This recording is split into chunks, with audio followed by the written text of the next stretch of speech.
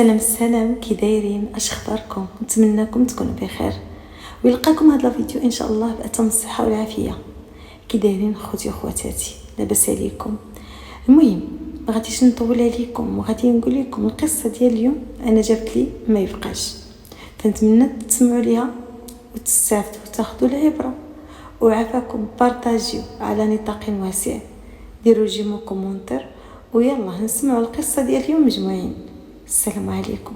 الاسم ديالي راضيه وما جيتش حطيت هذا الاسم غير هكذاك. هذا الاسم كيعني لي بزاف ديال الحوايج، حيت كيف ما كيقول واحد المثل: رضينا يا اختي بالهم والهم مرضى بينا. الحمد لله راضيه وقناعه على جميع الاحوال، ولكن الانسان فاش كيرضى بواحد الحاجه وما كترضاش عليه كيبقى فيه الحل.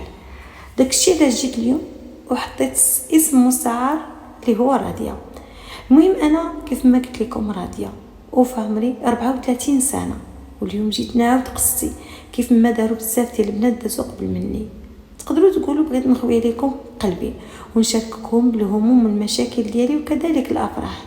الدنيا ما فيهاش صراحه غير الاحزان، راه فيها حتى السعاده، خص غير اللي يعرف يعيشها وصافي.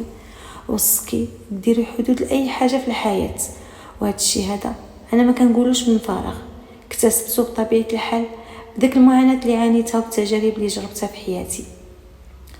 المهم انا عشت وتزاديت وسط عائله على قد الحال، ناس دراوش وعلى قد حالهم.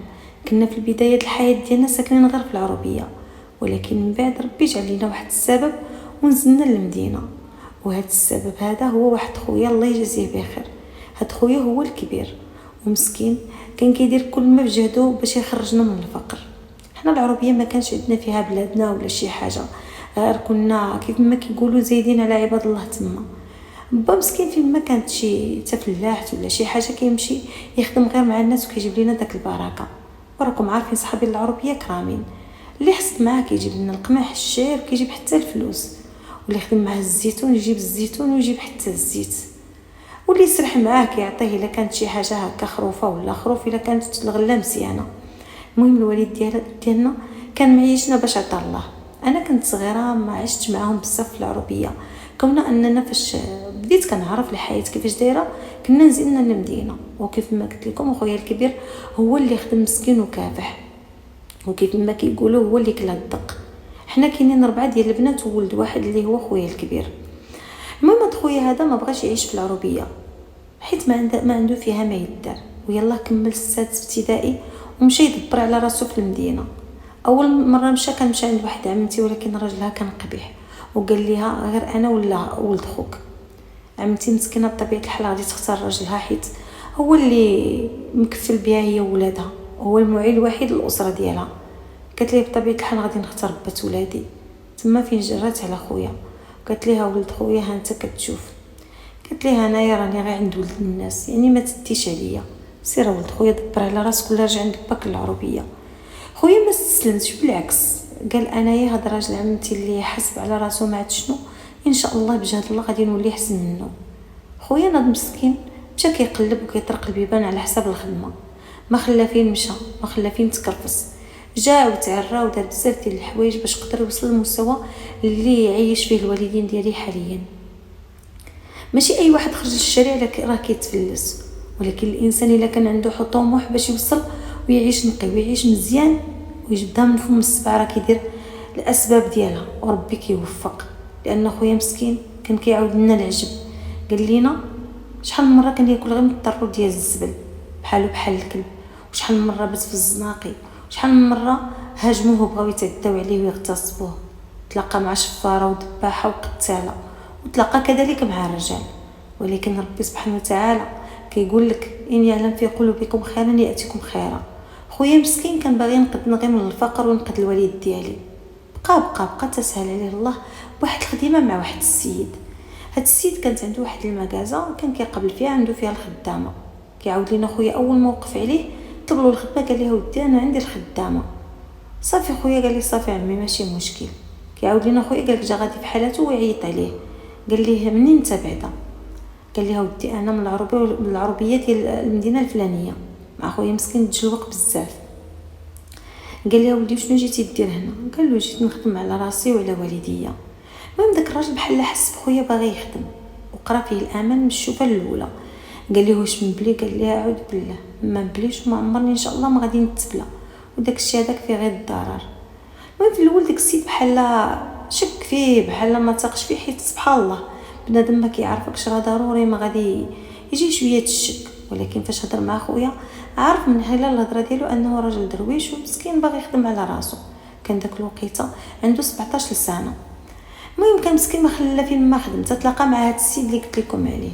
صافي قال لي ولدي انا غادي نجربك، عجبتني الخدمه ديالك تبارك الله، ما عجبتنيش ما شتيني ما شتك. قال لي واخا عمي ماشي مشكل، واخا نبدا معاك من هذا النهار. قال لي بسم الله. المهم دخلوا لواحد الديبو بقى كيوريه في السلعه، قال له هز هادي وهز الاخرى وهز هادي. المهم اللي قالها له كيديرها، ما قال له لا اح ولا عيت ولا والو. تصوروا كيقول لنا خويا داك النهار كامل هو بالجوع، ما اكل ما شرب، وهكا بقى صابر صابر صابر حتى العشيه، حتى اذن المغرب عاد طلقوا ديك السيد. كيعاود لينا خويا عطى 5 دراهم، وهاد 5 دراهم اللي عطا ليه كان غير يجربوا وشوفوا زعما شنو غادي يقول. خويا قال بسم الله شد ديك 5 دراهم داها، ما كلا مسكين ما شرب. هذيك الوقيته كان شويه كلشي رخيص. قالك مشيت للدار وانا كنتقطع بالجوع، كان ساكن غير مع واحد الدراري زوفريه، كنعاود لهم على المشكل ديالو كانوا استقبلوه، حيت هو اصلا في الاول كان خدم بزاف ديال الخدامين ومسكين شي كياكلوا شي كيعطي داك البركه قليله كل واحد وكيفاش. المهم داك الدراري بحال بقى فيهم خويا قالوا لي ها انت سكن، ولكن اول ما تخدم راك غادي تعطي داك الشيء اللي فيك، يعني حسب شحال غادي تسكن معنا هنايا وفاش تخلص عاد تعطينا الفلوس ديال الكرا وحتى الفلوس ديال الماكله والشراب. قال لهم سيدي انا ما ناكل معكم ما نشرب معكم، انا بغيت غير فيه الناس. قالوا لي سيدي مرحبا، ملي غادي تخدم ويولي عندك فلوسك غادي تبقى تحط معنا طنك. قال لهم واخا ما قلتو حتى شي عيب. داكشي اللي كان خويا مسكين شد داك 5 دراهم بقى غير كيشوف فيها ما لقى ما يدير، مشى قال لك لداك الدار وهو كيتقطع بالجوع. من بعد صافي قال لك انا ما قدرتش نصبر على داك الجوع ديال النهار كامل وانا على تماره وكنهز. مشى شرا واحد الخبيزه واحد نسيترو حليب بغى ياكلهم، هو يجي عنده واحد الراجل قال له وليدي انا غادي يومين ما كليت. قال لي انا بقيت كنشوف فيه ونشوف في راسي، انا نهار ما كليتش غادي نموت بالجوع، السيد راه مسكين يومين ما كل. قال لك شد ديك الخبيزه وديك نسيترو الحليب. قال له هكا عمي حلال عليك، قال لك والله ما كلاها ولا ذاقها. ولكن داك السيد قال لك بقى كيدعي معاه حتى صافي. قال لي خويا صافي ما بغيت منك حتى شي حاجه، صافي سير الله يعاونك حتى بلا ما تدعي معايا بصحتك وراحتك. قال لنا خويا من هذيك الوقيته وربي فتح عليه ابواب الخير، ما عرفتش هذاك واش انسي ولا جني. المهم خويا صدق ديك البركه وربي سبحانه وتعالى غادي يفتح عليه ابواب فضلو. هذاك السيد عطى ديك 5 دراهم وبقى كيراقب واش غادي يرجع عنده ولا ما يرجعش. صافي خويا الصباح قال له خصك تجي مع 6 الصباح. قال ليه واخا. ايوا قال لك غير دارت 6 وهو يفيق. كانوا داك الدراري تا هما كيمشيو يخدموا وكانوا يقولوا له الساعه. قال لهم انا لقيت واحد الخدمه طلبوا معايا الله ييسر لي فيها. مشى ناض 6 الصباح كان قدام المحل، السيد ما كيحل حتى 8:30. هو قال له 6 قال غادي نجربه وصافي. ايوا مشى خويا بقى كاس جا داك السيد لقاه ناعس قدام الباب ديال داك الكراج، بقى كينوض فيه. قال ليه مالك ناعس هنايا؟ قال ليه راه قلتي لي اجي مع 6 راه جيت مع 6 ولكن لقيتك سعد. ايوا قال ليه تبارك الله عليك ما عندي ما يسالك. صافي خويا بدا مع داك السيد الخدمه، بقى عنده السيمانه الاولى جا وجات الثالثه. صافي السيد عرف خويا باللي بصح باغي يخدم على راسو، بقى معاه بقى قاري فيه الامان. المهم كان حاط عليه كل شيء وكان هو دراعو اليمين، بقى خدام معاه ولا كيخلصوا مزيان. من بعد عرف الظروف ديالنا وعرف كيفاش حنا عايشين. واحد النهار جاب خويا وجا عندنا حتى العربيه، تلقيناه جايبوه جاي يربط الطوموبيل اللي كان راكب فيها تحشمت تشوف فيها. ايوا هي هذيك دخل عندنا تعرف على الوالدين ديالنا تعرف علينا حنايا. المهم السيد بقى مسكين غير كيشوف بحال بقات فيه داك الحاله اللي كنا عايشين فيها. جا هضر مع الوالد قال ليه واش زعما يعني علاش عايشين هنايا مكرفسين، ما عندكم بلاد اللي تخدموا تاكلوا منها، ما عندكم حتى شي حاجه؟ قال لي ودي راه حنا ساقرين وصافي مدرقين من الشتا والعجاج. قال لي كيفاش؟ قال لي واش شنو بغيتي فين بغيتينا نمشي؟ قال لي بنادم يهبط للمدينه عطا الله الانسان ما يدير. قال لي ودي انا عطاني ربي داك العوينه وحده في وسط 4 البنيات، انا ما نقدر نصيفط بناتي يخدموا عليا وناكل من عرقهم، ما قادر نمشي انا للمدينه ما نلقاش حتى من وكل بناتي، على الاقل هنا راني كنفلح وكنضرب هنا ولهيه وكنخدم مع الناس وكنجيب لهم ما ياكلوا. قال لي حتى تما تقدر تخدم مع الناس؟ قال لي لا، انا بعدا كنجيب قمح، كنجيب الشعير، كنجيب الزيت، كنجيب داكشي اللي قسم الله، واخا ماشي داكشي كثير، المهم ما كنبقاوش بالجوع. قال لي سيدي غير توكل على الله، وإلا سرت غير الخدمه انا ندبر عليك. قال لي ودي انا ما غاديش نقدر الخدمه ديال المدينه، انا راجل فلاح ودرويش، ما قاري، ما عندي دبلومات. المهم عيا يقنع فيه ولكن ما بغاش. قال لي ودابا انت قلتي لي بلي ما بغيتيش تاكل معرق بناتك. قال لي ما ناكلش معرق بناتي، وغيبقى فيا غير عرق، ايوا نهار نموت دبر راسو. قال لي وتبارك الله عندك 4 البنيات، انا كنت داك الساعه صغيره، كانت يلاه عندي 13 عام. قال لي وتبارك الله عليهم زعما 3 راه عندك تبارك الله مسان الزواج. اختي الكبيره كان عندها 20 عام، واللي من الحقها كان عندها 17، والاخرى كان عندها 15 وانا 13. المهم قال لي راه كاين واحد السيد راه كيقلب، هو عاد كيهضر حساب له راه باغي زعما يدبر لها على شي راجل للزواج. قال لها ودي بنتي صغيره على الزواج. قال لي لا ماشي الزواج، راه واحد السيد كيقلب على واحد الخدامه غيتقابل واحد المراه كبيره، زعما ماشي تخدم الشغل لا تكرفس. قال له لا لا لا اعوذ بالله. قال لي دابا عاد قلت لك انا ما نقدرش ناكل عرق كتاف بناتي ونجي دابا انايا. لا قال له اسمح لي ما نقدرش. المهم قال لي واشنو غادي نقول لك، فكر مزيان والكره راه عندك. قال لي ودي انا راني نفكر من دابا، ها هو الوليد عندك تهلا فيه بعدا يهز راسو عليا، وما تبقى ربي هو اللي كيسهل فيه. فعلا داك الراجل عجبو الافكار ديال الوالد، واخا شافو امي وما عندوش عنده بناتو ما بغاش يستغلهم. وقال لي انا ولدي كما كان زعما زيرني وبغى يمشي للمدينه كراه معايا هنايا، الا قسم الله ناكلوه كاملين. لقاه نعمه الرجوله، عجبو بزاف. وهذا الشيء كيعاودوا لينا خويا اللي يهضر معاه وقال لي ودي راه با مسكين هكا دايره العقليه ديالو هادي وهادي. قال له نعم الرجل، هادو هما الرجال اللي قلالو في هاد الزمان، اللي كياكلوا معرق كتاف بناتهم. ايوا هي هذيك رجع خويا خدم مع السيد. قال ليه الا بغى باك زعما يهبط للمدينه نقدروا ندبروا الخدمه لخواتاتك وهادي وهادي. قال لي باغي ما تقدر بلا ما زعما تبقى تحفي دماغك معاه وتقنعو، راه ما غاديش يبغيو داكشي اللي في راسو راه في راسو، كون هاني. صافي بقى دازت الايام دازت السنين، خويا بقى شاد مع داك الراجل، خدم معاه اعوام واعوام. قدر الله ماتت ليه المراه، خلات ليه 3 ديال الوليدات. ايوا صافي بقى كيشوف يشوف ملي لقى راسو بوحدو كان اقترح على خويا بلي يجي يخطب اختي ديك الوقيته كان سهل عليها الله وكانت مخطوبه، وكان راجلها كان داكشي ديال المخزن، كانوا عاطين له 5 سنين عاد باش عنده الحق يتزوج. فاش قالها لخويا قال لها ودي اش غادي نقول لك، الخوه دريه راها مخطوبه وها كيفاش وراه كتسنى راجلها يعطيو القبول، وغادي ان شاء الله يجي يكمل يعني مبدا غادي يعقد عليها وغادي يديها لدارو بحال تفقس. قال له شتي كوني حساب لي هكذا، والله الا كنت طلبتها من شحال هادي. قال لي هو دابا هادشي اللي عطا الله، حيت هو ما بقاش على مرتو الصراحه بزاف شي عام. صافي بقى هكا قال لي واش ما كتعرفوش شي وحده زعما هكا اللي تقبل لي على وليداتي تقبلهم وهادي وهادي. قال لي كاين اخوه دريه الاخرى حتى هي ما بيناتها شي اختي، هي هذيك. قال لي ودي راها صغيره، واخا كيف ما كان الحال راها صغيره وتستاهل شي واحد يكون صغير وما يكونش عنده الولاد. قال لي ودي راه كاينه واحد خالتي، ولكن قال لي كيفاش ولكن مالها؟ قال لي كانت مزوجه مسكينه وما تفاهمتش مع راجل وطلقت. قال لي ما فيها حتى شي مشكل، شحال في العمر ديالها؟ قال له عندها 32 سنه دابا تقريبا.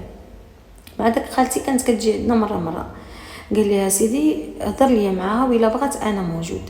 صافي هذيك خويا داك النهار جا عندنا العربيه، هضر مع امي قال لي فلان راه باغي يتزوج شنو اقترحت عليه فلانه، ولكن قال لك صغيره. اقترحت هو بغى البنت الكبيره، قلت لي راه مخطوبه، ودابا هضري مع اختك زعما الا بغات تزوج بيه راه نعم الراجل، انا سنين وانا معاه تبارك الله عليه بخير وبخميرو وكل شيء زعما هو هذاك. امي قالت لي ودي انا شنو غادي نقول لك، نقولها لها ورد عليك. فعلا صردت لخالتي جات حتى لعندنا حيت كانت كتسكن قريبه تما. قلت لها وديها ما كاين. قالت ليها قابله. قلت لها راه عنده 3 ديال اليتامى، قالت لها يكون عنده حتى 17.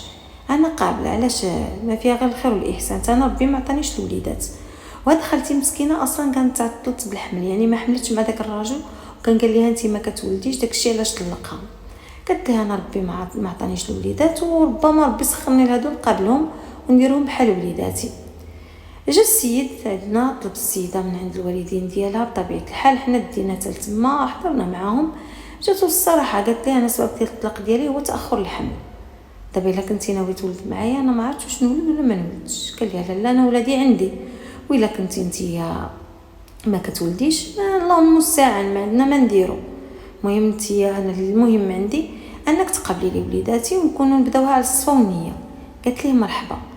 ايوا الحمد لله هذا الراجل كتب له الله باش يتناسب معنا، كان ونعم الرجل. ومن يتناسب معنا الصراحه هو معاوننا.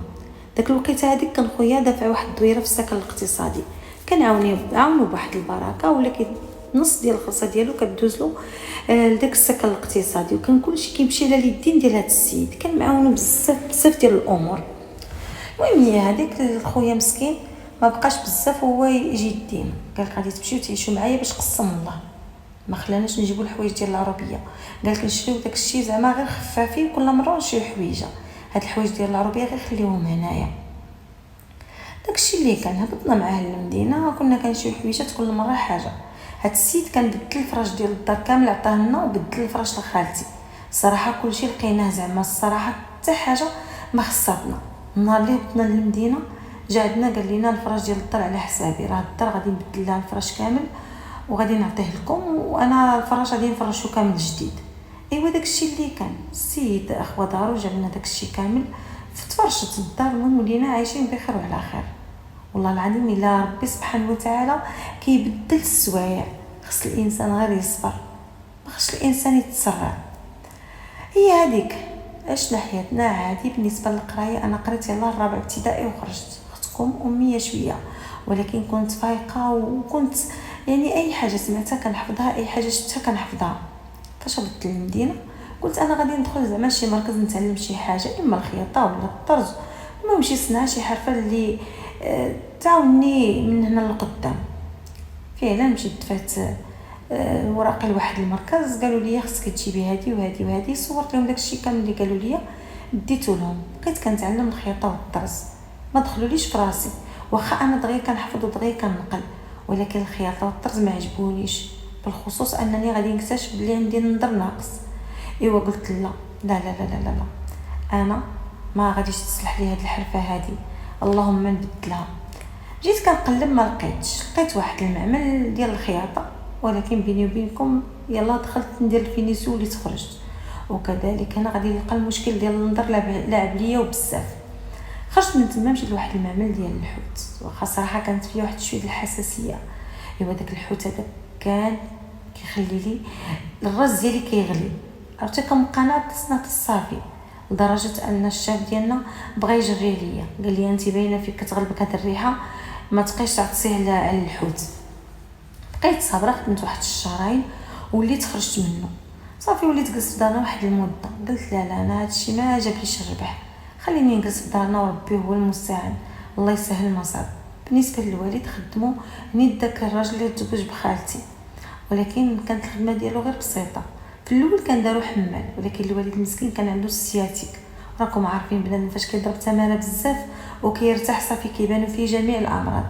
يوم يشافوا بحال هكذا دبر واحد الخدمه في واحد العماره عساس، الوالد مسكين ولا خدام ديك العماره عساس. هنا غادي تجي عند واحد السيده مع دوك الناس اللي ساكنين في ديك العماره، قالت لها ودي الشريف الله يرحم لك الوالدين، الا كتعرف شي بنيته هكا باغا تخدم ولا تكون معقوله وتكون ظريفه وهادي وسكوتيه وحشوميه. قال لها ودي الشريفه ما كنعرفش، ولكن سولك. قالت لي سولي بغيتي بنيته العربيه تكون كتحشم وهادي وهادي. قال لي غادي نسول لك ونشوف لك. فعلا جا الوالد عند امي قال لها ودي راه واحد السيده ساكنه في ديك العماره اللي انا فيها، وراها سولتني قالت لي الله يرحم الوالدين الا باينه لك شي بنيته هكا الخدمه في الديور. امي قالت لها ودي فين غادي نعرفوا حنا هاد البنت، خدك من المشاكل اللي مشيت تصدقهم ما مزياناش ونصدقوا حنا حاصلين، مسؤوليه صعيبه.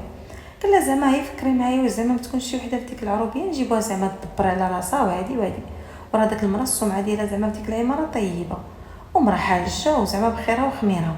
قالت لي امي دخل سوق راسك يا هذا الراجل اللي بغى شي خدامه يمشي يقلب عليها.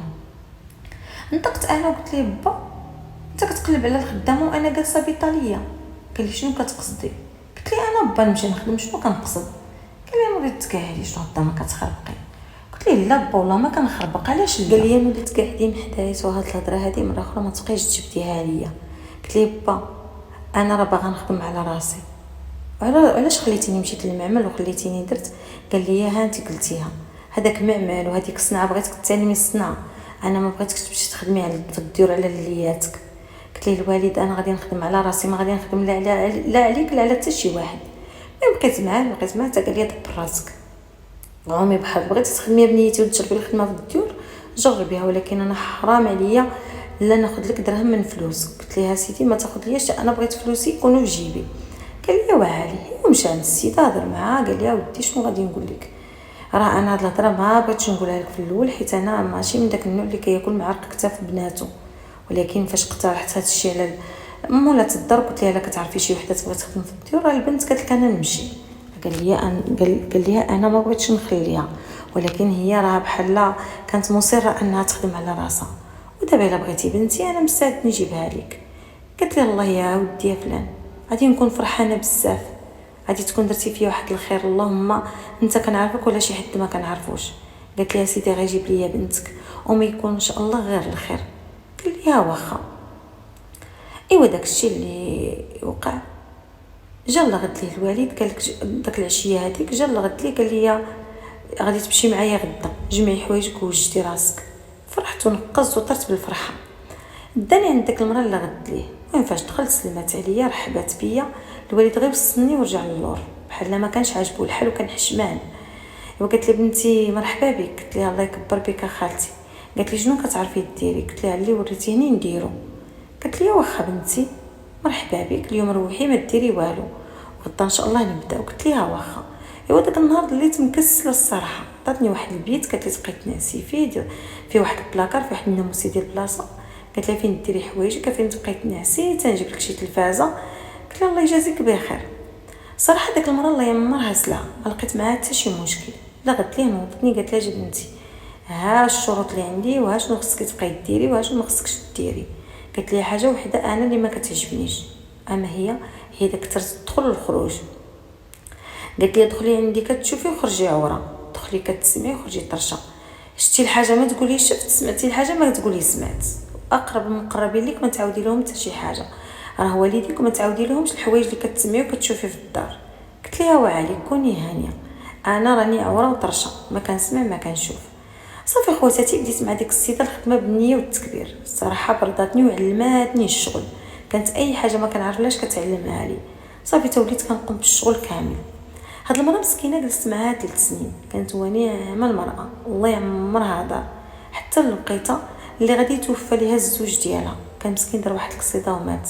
المهم السيده كانت غادي تحماق وغادي تصدى، كان عندها وليداتها في الخارج، كانت عندها واحد البنت في الامارات. صافي ملي شافوا امهم ولات بوحدها حيت هي كانت غير هي واحد الشيباني دراجلها. داك راجلها الصراحه كان حتى هو مزيان، ولكن مره كيبقى يلوح ليا الهضره. يوم مسكين حتى مشى فطارت، ملي شافوها ولادها بحال هكذا كناضوا هزوها داوها معاهم، ولات السيده ما كبقاتش في المغرب. ايوا هي هذيك بقات داك السيده مسكينه شي مده هكا وهي غايبه، قالت لي غادي تمشي عند باك حتى رجع واجي عندي، ولكن فاش مشات مرضت وما قدرتش ترجع وجلست عند ولادها. انا خلاتني الصراحه عمية والله العظيم، الا صافي تولفتها بواحد الشكل ما نقول لكمش عليه، كنت كنضل نبكي ونبات نبكي.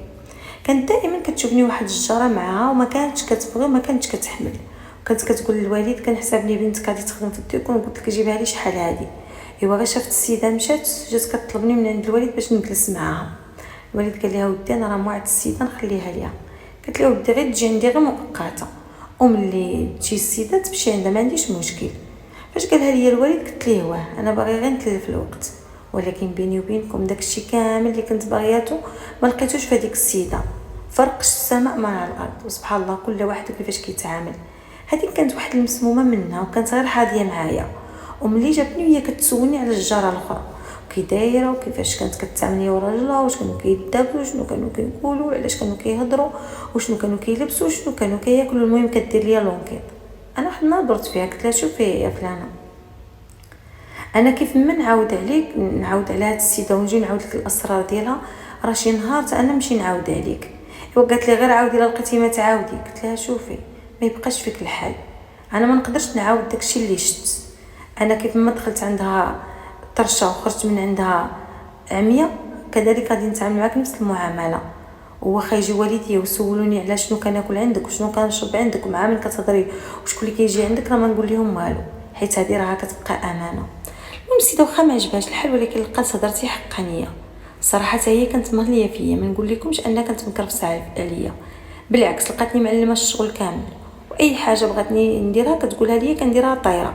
ما عمر قلت لها ديك الحاجه ما كنعرف ليهاش ولا ديك الحاجه ما قديتش عليها، بالعكس كندير ديك الحاجه بالفرح والسرور، وكاع الناس اللي كيجيو عندها كيقولها تبارك الله هاد البنيته غزاله.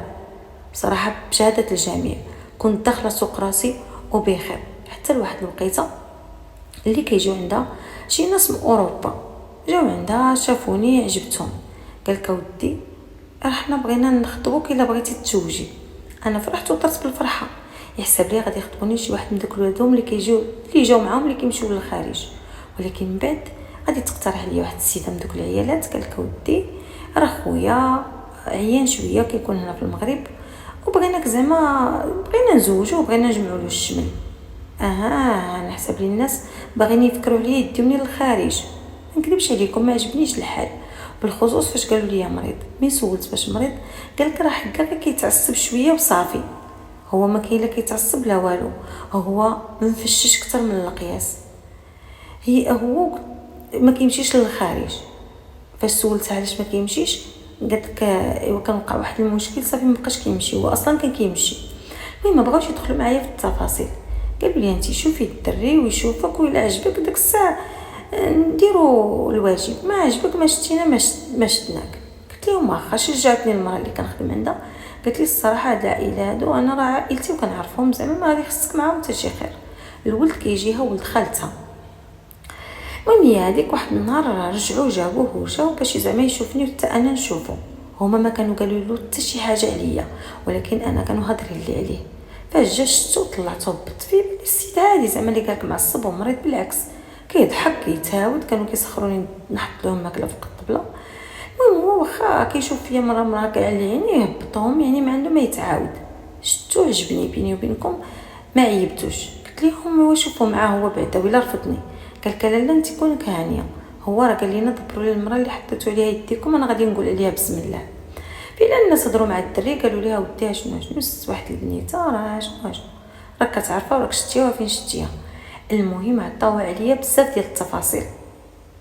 قال لهم انا ما عنديش مشكل اللي درتوها انا معاكم.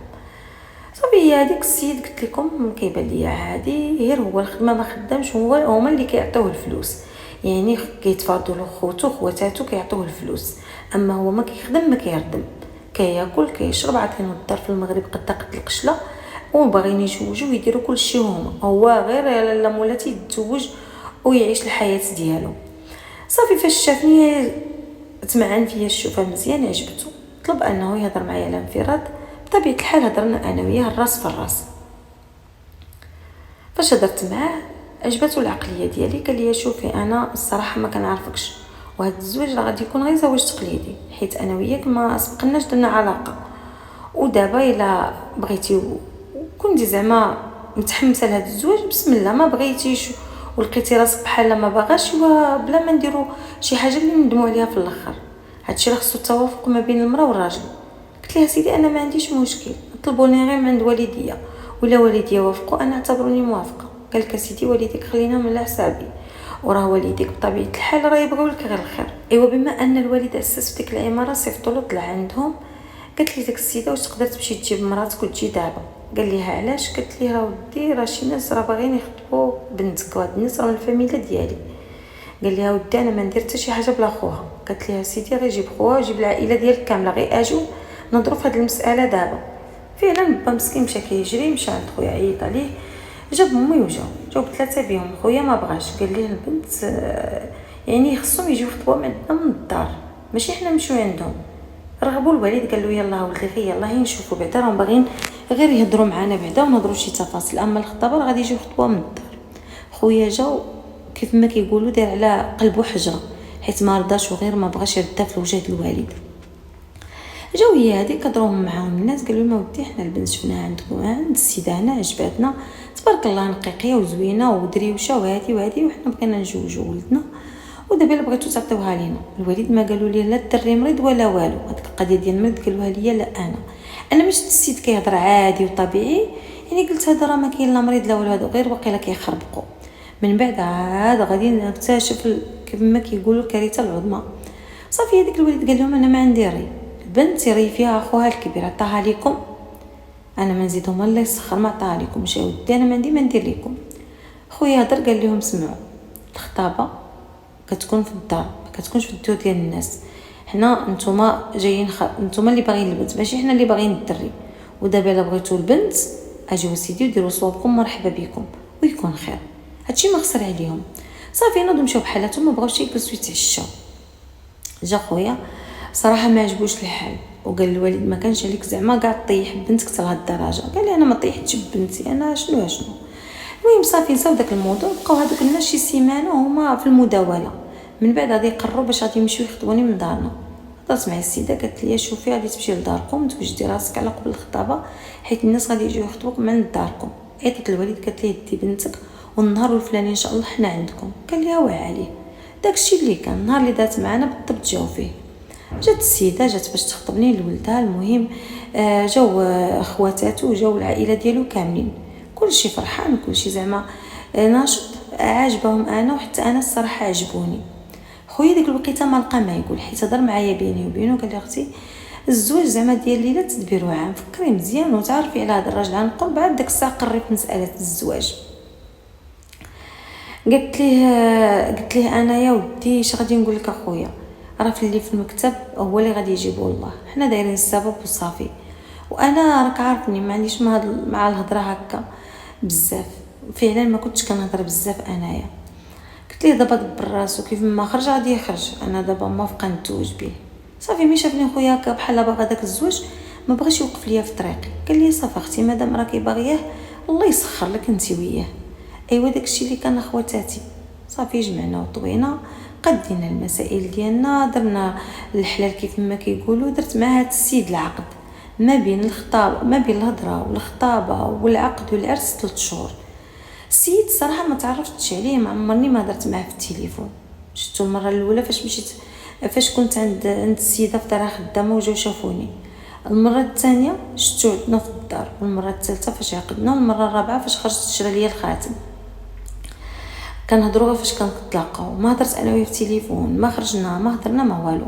السيد انا فاش كنشوفو طبيعي. قضيه ديال المرض ما قلتش لوالدي ان السيد كيقولوا عليه بالوالديه باللي مريض. المهم صافي تزوجت بالسيد مشيت نعيش معاه في امان الله وحفظه. اول حاجه الدخله ما دارهاش بيا ولا السيد كل ليله كيتهرب. هو والديه كانوا في المغرب، فرحوا بيا خواتاتو وخوتو. المهم بقاو شي 15 يوم تقريبا من العرس مشاو بحالاتهم. انا شنو كنت كنقول في الاول؟ كنقول بلي هاد السيد يمكن ما باغي يدير بيا الدخله تيمشيو بحالاتهم. انا ما هضرت معاه ما قلتليش على الدخله، هو ما جبدليش كاع الحس. كيكونوا بعض اللقطات بيني وبينه ولكن ما كتوصلش داك لداك اللقطه ديال الدخله. فاش كنهضر معاه كنقول ليه واش غادي نديروا شي حاجه كيقول لي لا يخلي من بعد. كنت انا كنقول ربما كيتسناهم تيمشيو. صافي ناضوا مشاو بحالاتهم تفرقوا. هما من ديك الناحيه هذيك ديال درتي الدخله ولا ما درتيش لقاك عزبه ولا مرا ماشي سوقهم داكشي هذاك، يعني هما متفتحين ما كيسولوكش على داك المواضيع. هي هذيك صافي هما مشاو بحالاتهم تفرقوا. وليت انا والراجل انا وياه الراس في الراس في الدار. اش غادي نقول لكم؟ الراجل داير بحال شي حجره ديال المحافظه وراه ما كيقيسنيش. راه في الاول كانوا بعض اللقطات سطروا على هاد اللقطات كيدوزوا بيني وبينه، ولكن في الاخر داير مسكين بحال ديك الصنم ما كيتحركش، ما عندوش المشاعر نهائيا. انا عييت نصبر. من بعد سولته قلت ليه فلان؟ قال لي نعم. قلت ليه واش ما غاديش نديروا الدخله؟ قال لي اش من دخله؟ قلت له الدخله اللي كيديروها العروسه والعريس. قال لي على حنا عروسه وعريس؟ قلت له حنا عاد عرسان جداد.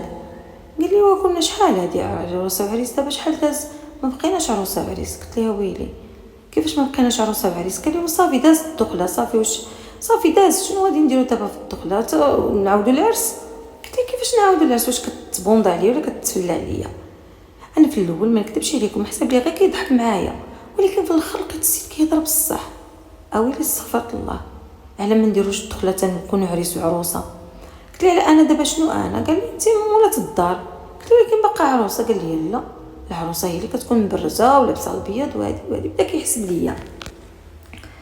في الاول انا قلت كيف ما قلت لكم السيد كيضحك معايا وصافي. من بعد السيد كيبان ليا داك الشيء هذاك كاع ما هموش. ملي كنهضر معاه كنقول ليه فلان علاش تزوجتي بيا؟ كيقول لي انا ما عارفش علاش تزوجت بيك وكنت عارف نقول لك. قلت كيفاش ما عرفتش علاش تزوجتي بيا؟ كنقول ليه والمراه والراجل فاش كيتزوجوا شنو كيديروا؟ المراه ملي كيتزوج بها راجلها كيجيبها للدار كتجلس تونسو، شنو كيديروا؟ انت عارفاهم شنو كيديروا؟ المهم السيد مفليبي، ولكن لا، انا اللي كنت مفليبيه والسيد كيترهبن. المهم بقيت معاه هاد النهار غدا والو ما بغاش يفهم راسو. من بعد درت يدي في ودنيا وقلتها لامي، قلت لها امي انا ها ما كاين حيت مسكينه فين ما كانت كتسولني كنقول ليها باقي. قلت لها هاد السيد راه شنو راه واقيلا حمق ولا ما عرفت مالو. قالت لي كيفاش حمق ولا ما عرفتيه مالو؟ قلت لها والله امتي ما عرفتو مالو. السيد فين ما كنهضر له على الدخله ولا كيقول لي حنايا تنكونوا عروسه وعريس وصافي حنا ما بقيناش عروسه وعريس دوزنا هذيك النهار. قلت لها واش هادي ماشي فليبي؟ قلت لها بنتي ربما غير حشمان واحده، ديري معاه الخاطر والراجل خصك تلبسي وتقادي وهادي. ايوا البنات ملي كتغرب المغرب وانا كنقاد ما كنخلي ما كندير، كنت حاشاكم كندير العكار فمي بحال واكله شي كلب ميت. المهم كنولي حالتي بحال شي تعريجه، لدرجه فاش كيشوفني داك قوه المكياج كيتخلع فيا كيقول لي شنو طاليه لوجهك ويلي مالك دايره وليتي بحال كلون. كنقول لها ويلي هاد الصقع نوض انا راني زعما مراتك. كيقول لي فين بغيتي نوض شنو بغيتي ندير؟ المهم في الاخر جيتو نيشان قلت له فلان وخصنا نديرو الدخله وانا مراتك، ورا المراه والراجل فاش كيتزوجوا شنو كيديروا انت واش ما عارفش؟ كيقول لي لا بالعمى ما عارفش المراه والراجل فاش كيتزوجوا شنو كيديروا. الله يسمح لي ويغفر لي، مشيت لليوتيوب درت افلام اباحيه وقلت لها جيت تشوف الرجل والمراه شنو كيديروا بلا حشمه بلا حياه، وريتو داك الشيء. ايوا غير شاف داك المنظر بقى اعوذ بالله هادو شنو كيديروا؟ هادشي حرام اويلي على حرام. قال لي والله الا حرام. وقلت له راه انا مراتك علاش حرام؟ قال لي لا هادشي حرام، هادو ما كيحشموش. المهم السيد غادي يخرج لي عقلي ناري يا البنات ناري. داكشي اللي داز عليا نعاودو الحفاره قبري. والسيد عام هو مدوز عليا الحدندن وما كيقيسنيش بسبعو الصغير. جاو خواتاتو هبطوا في الصيف اللي موراه قالوا لي حنا كنا كيحسبنا غادي نجيو غادي نلقاوك حامله وانت مازال ما درتي والو. قلت لهم خوكم راه ما قاش فيا الشعره هي الاخرى، شنو كاين.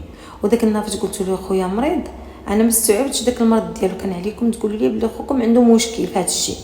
قالوا لي حنا باش غادي نعرفوا عنده مشكل. قلت لهم وانتم قلتوا لي خوكم مريض، اذا السيد ما كيعرفش في هذا الشيء وكيقول لك حرام وها كيفاش وانا غير كنتعرى قدام كيقول لي لبسي حوايج غادي تدخلي للنار.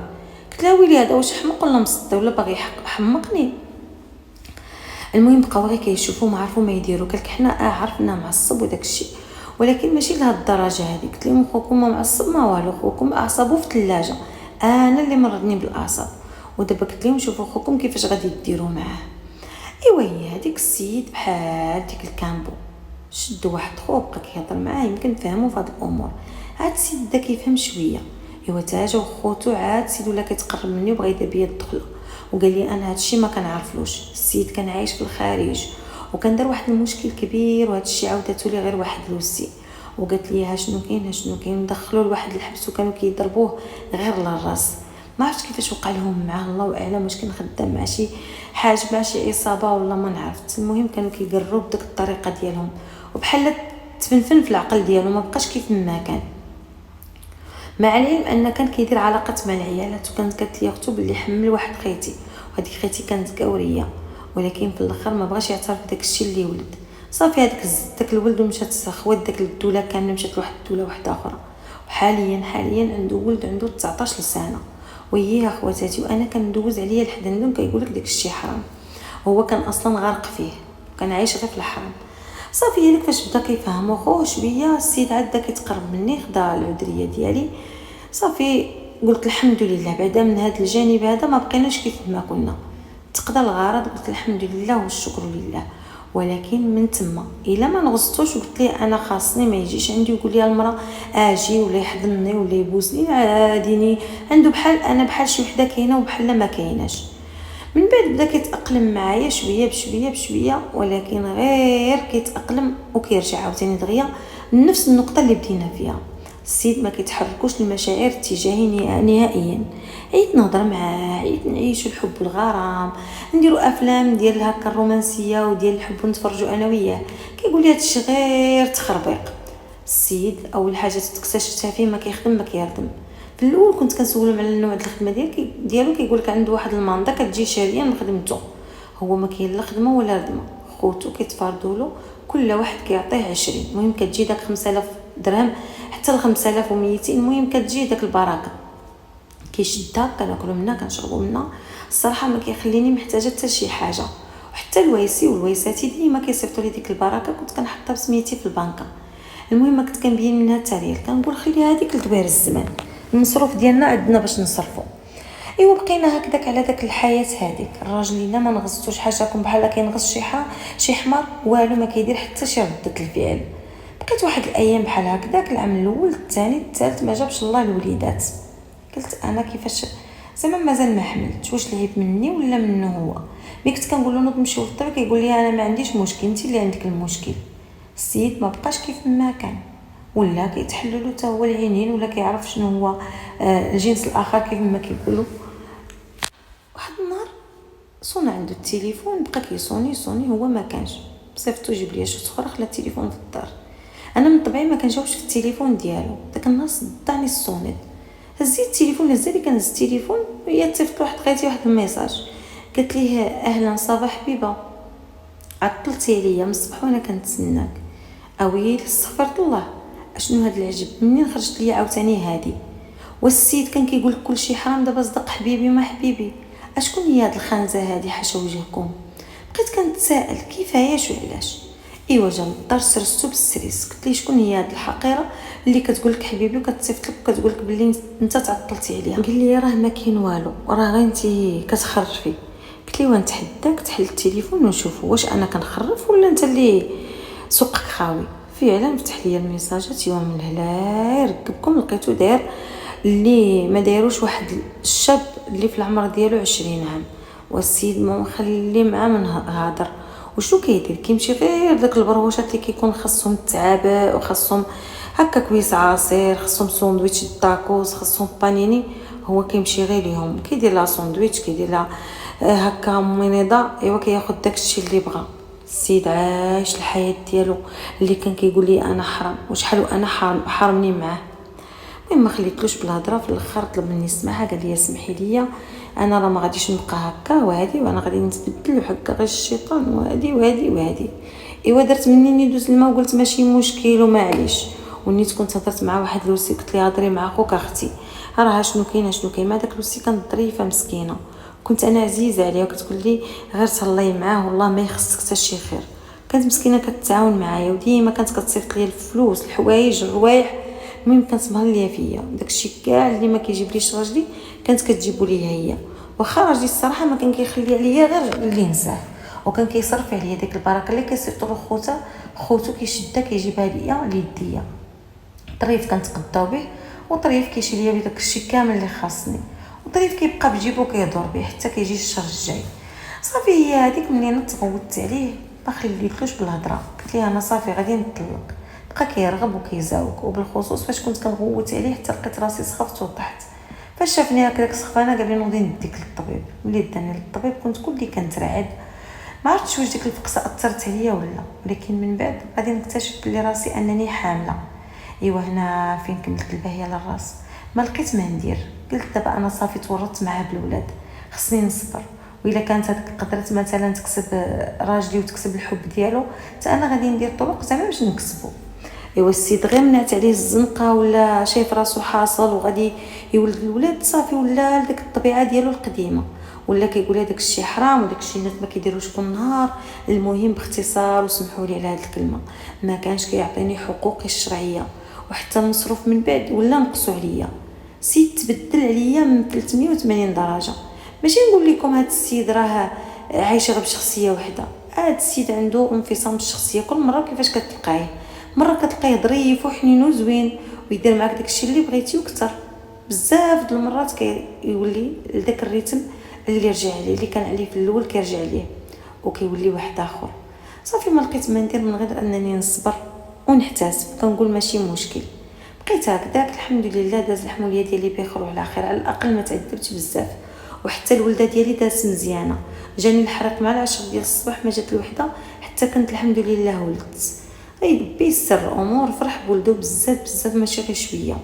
والمشكل والخطا اللي درت انني حملت مور الولد مباشره، يلا كملت 40 وانا نحمل مور ولدي. الصراحه كانت شمتني كينه ديال الرضاعه، اما انا ما كنتش باغا نولد. وفسق لي الخبر حامله، صافي زاد تكفت قال لي لا وعلاش الولد باقي صغير، واش بغيتي طيري، ما بغيتي تشديني بالبز. قلت ليه شوف شنو نشدك، الله تشدك طعنه، انا راني اصلا غير تشمت في هذا الشيء هذا اللي راه في كرشي. المهم صبرت واحتسبت، ولكن ما بقيتش كنديها فيه نهائيا. اما نخله السيد نخلني كتر وكتر. تصوروا الفلوس اللي كانوا كيصيفطوا له خوتو ما بقاتش كتبان. فيما كنت كنقول لي فين راه الفلوس، كيقول لي ايوا هاد الشهر ما صيفطتليش فلانه وفلان. كنت كنقول له لا ما يمكنش، كان كيقول لي والله ما صيفطوا لي، والله الا صيفط لي غير فلانه وفلان وراه ما كفاتنيش وراكي عارفه. قلت لي واخا ماشي مشكل. عيطت لوستي سولتها، قلت لها واش كتصيفطي لخوك الفلوس؟ قالت لي بطبيعه الحال كنصيفط له. قلت لها واش كل شهر؟ قالت لي كل شهر. قالت لي راه كيجمعوها ليا انايا وانا كنصيفطها بسميتي، وإلا ما تيقتينيش سير قلبي له غير في حوايج وعاد تلقاي الورقه باش كنصيفطوا له. قالت لي راه ماشي كنعطيو كل واحد بوحدو، راه كنجمعوا له داك البركه كامله وكنصيفطوها له مره واحده، حيت هو كان كيقول لي خوتي كيصيفطوا لي القد والقد، ولكن انا كنت داكشي اللي معتبره يعني كل واحد كيصيفط له بوحدو. ما عمرني سولت في هذه المساله ولا قلت لي كيفاش الطريقه باش كيصيفطوا لك. المهم كان كيجيب داك البركه كيحطها ليا في يدي. من بعد كيف ما قلت لكم ولا كنقص 40,000 ريال، نقص 50 كل مره. شنو كينقص؟ كيف ما قالت لي اختو مشيت كنقلب له في الجيب ديال السراوله ولقيت داك الورقه باش كيصيفطوا له، وفي الوقت والشهر والنهار والثانيه والدقيقه مني واجهته. قال لي الحقه وكان فيا الكريدي وهادي وكانوا كيتسالوا لي شي ناس. المهم قلت له ماشي مشكل، كملتي الكريدي ديالك؟ قال لك قريب. ايوا وليت كنتسنى فوقاش هاد السيت غادي يرد الكريدي ديالو. حتى لواحد النهار هو يجيه ميساج الصراحه مشحر من عند واحد خيتي، وهي تقول ليه حبيبه صراحه داك المصروف اللي عطيتيني هاد المره قليل بزاف، وراك عارف ما بقى داك الشيء ما بقى كيقدني في والو، وراك عارف في المكياج ديالي انا غالي. هاك هاك هاك هاك هاك السيد جالس كيصرف على وحده اخرى وانا جالس كيستحمر فيا. واش ديت ديك الميساج درت له ترانسفيري لعند خوتو كاملين. قلت لهم شوفوا خوكم، شوفوا اللي كتصيفطوا له الفلوس واللي كتحيدوها من جلدكم وتنقصوهم قدام ولادكم وتصيفطوا لخوكم باش يعيش. ها شنو كاين، شنو كاين، راه حارمني انايا وحارم ولادي وجالس عايش الحياه. في ديك الوقيته كنت ولدت بنيتي. واش غادي نقول لكم، عييت اخواتاتي، عييت. السيد مريض، ماشي مريض المرض ديال اللي كيمرضوه الناس وكيوجعوا، لا هو هكا داير اناني نرجسي، شخصيه سامه، كيدير فيك غير اللي بغا. يقدر يخليك تضحكي غير بوحدك ويفرحك، وفي الثانيه وفي نفس اللحظه يخليك كتبكي الدم. المهم هاد السيد مصاني عذبني مع البنات، عذبني. لا حياه كيف الناس، لا سعاده كيف الناس، اما كنحش مع شي حاجه سميتها السعاده.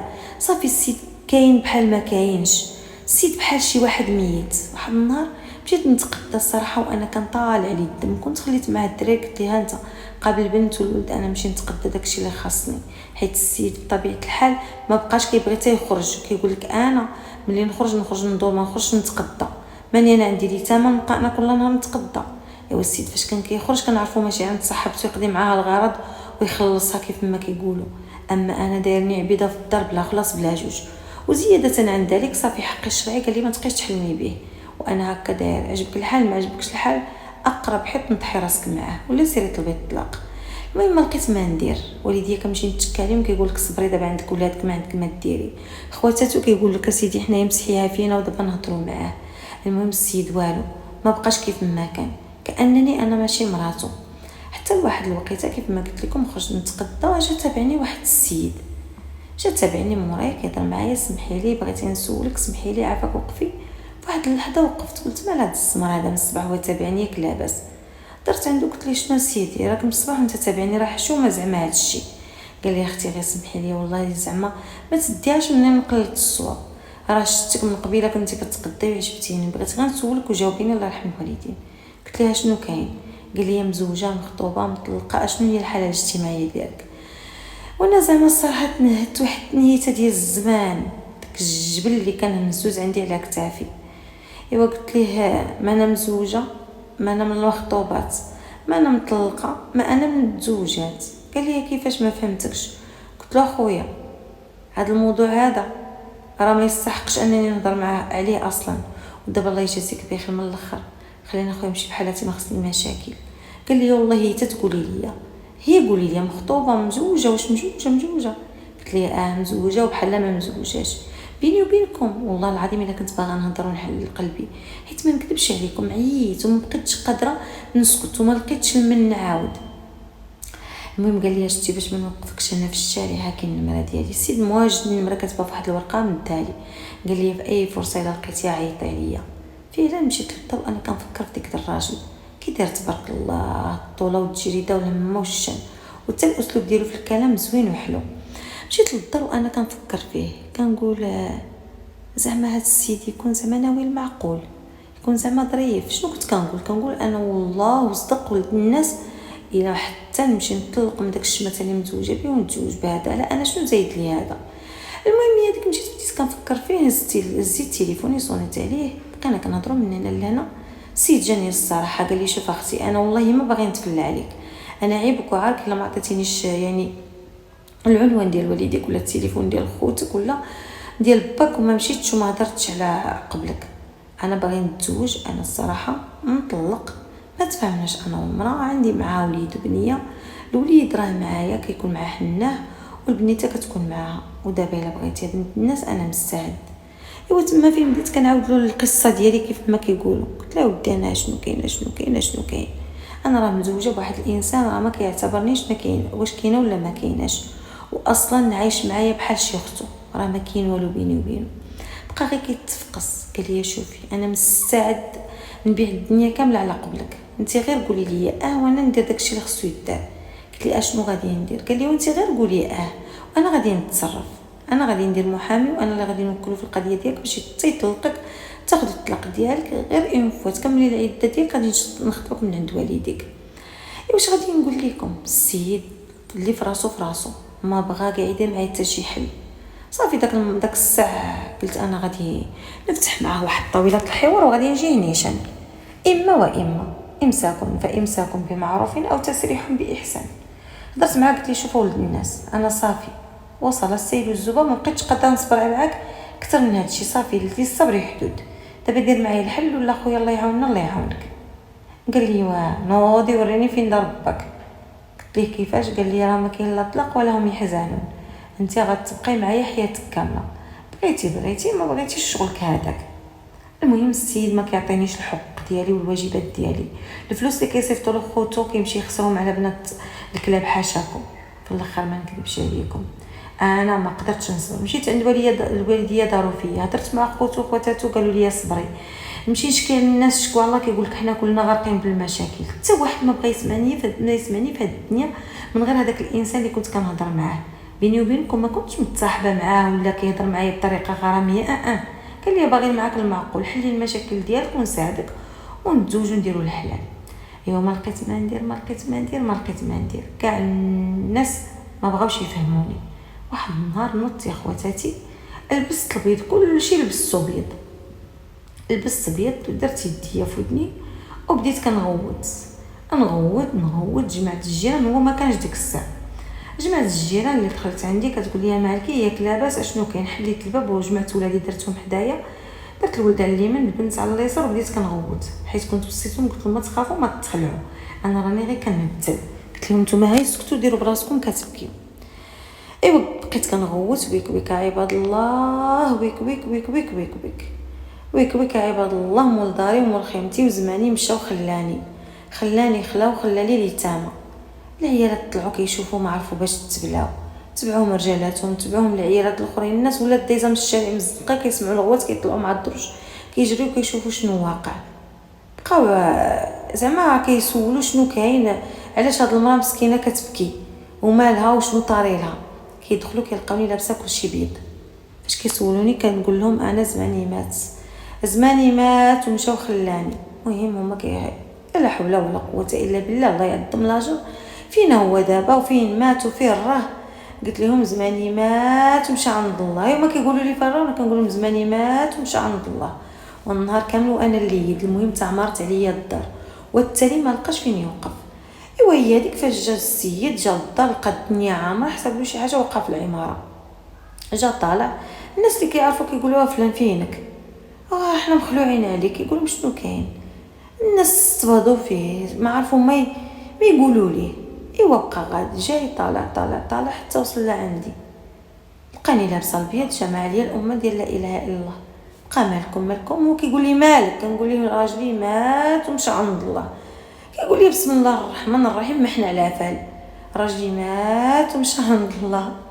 هو كيقول لي بسم الله الرحمن الرحيم، مالك كتفالي عليا؟ اولادو كيشدهم كيقول لهم انا باكم. كيقولوا بانا مشى عند الله، بانا مات ومشى عند الله. والسيد ما عرف باش تبلا. اما دوك العيالات والرجال الناس اللي كيعرفوه واللي ما كيعرفوش بقاو غير كيشوفوا ما فهموا والو. ايوا هي ديك خليتهم تتجمعوا لينا مزيان وقلت لهم ايوا شوفوا يا الناس، هذا الراجل اللي كتشوفوا قدامكم راه ميت، واخا كتشوفوه نتوما حيانا راه معايا ميت، راه معايا ميت في الفراش، ميت معايا في المصروف، ميت معايا رجوله، ميت راه ما فيش حس الرجوله فيه كطلعوا تهبط. قلت لهم هذا السيد راه ميت وباغي يقتلني معاه. ويك عباد الله، راجلي مات ومشى عند الله. ايوا ما كنحس براسي يا خواتاتي تا كنلقى واحد جوج الترفيقات نزلوا عليا من السماء السابعه، استراف تقلب ليا وجهي، ما عرفت باش تبليت.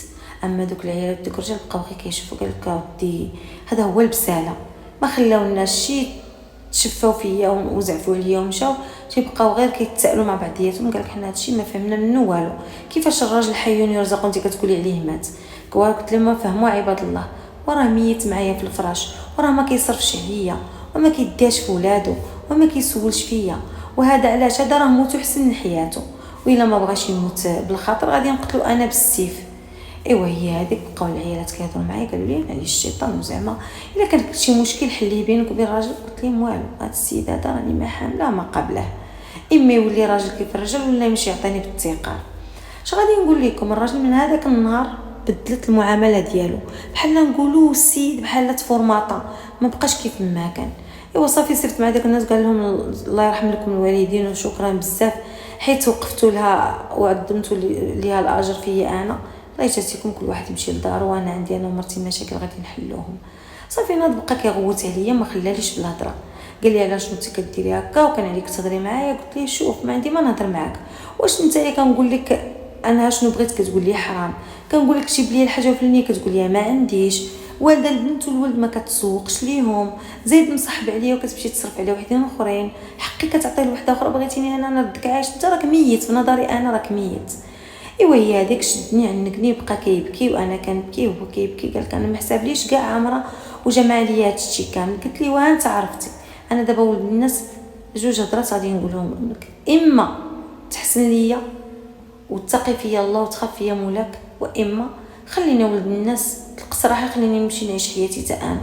راه كاين اللي غادي يتمنى فيا الشعر، وراه كاين اللي كيتمنى انا يتمنى الظفر ديالي وما لقاش.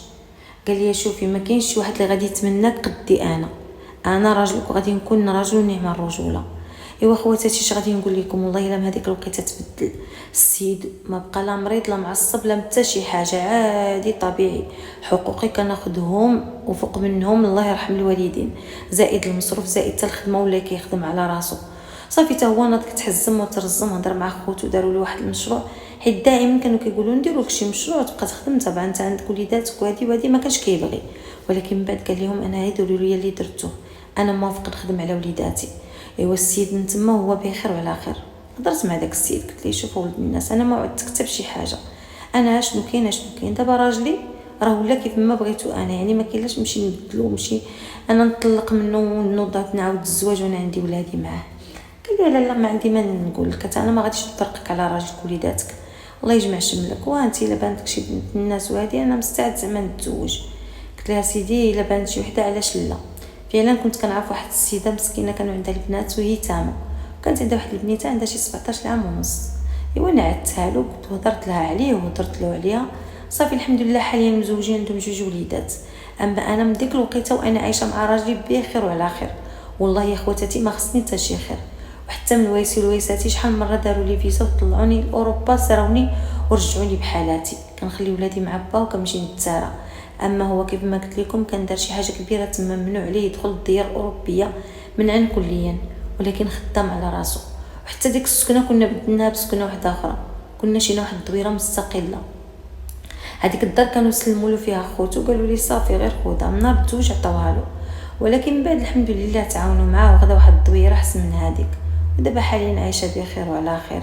وكيف ما سمعنا كاملين القصه ديال اليوم ديال راضيه والله الا كيف ما كيقولوا رضينا بالهم والهم رضى بينا. ولكن الحمد لله انت بعدا لقيتي الحل. كاينين بزاف ديال العائلات مساكن ما لقاوش الحل. ايوا لا اله الا الله محمد رسول الله. الحمد لله قصتك زوينه بزاف، عجباتني بزاف، كنتمنى ان تعجب المستمعات والمستمعين. شكرا ليهم بزاف، شكرا على حبكم، شكرا على اهتمامكم بقناتي. لهلا يخطيكم عليا، ربي يحفظكم ليلي. ما سخيتش بكم، كنقول لكم قناه سما حكيتي ماشي غير الفرجه بل للعبره. نتمنى ان شاء الله تبارطاجوا القصه على نطاق واسع. كذلك ديروا لي جيم جادوغ اللي كتبغيني دير لي قليب. شكرا لكم، الى ان القاكم استودعكم الله الذي لا تضيع ودائعه، والسلام عليكم ورحمته تعالى وبركاته.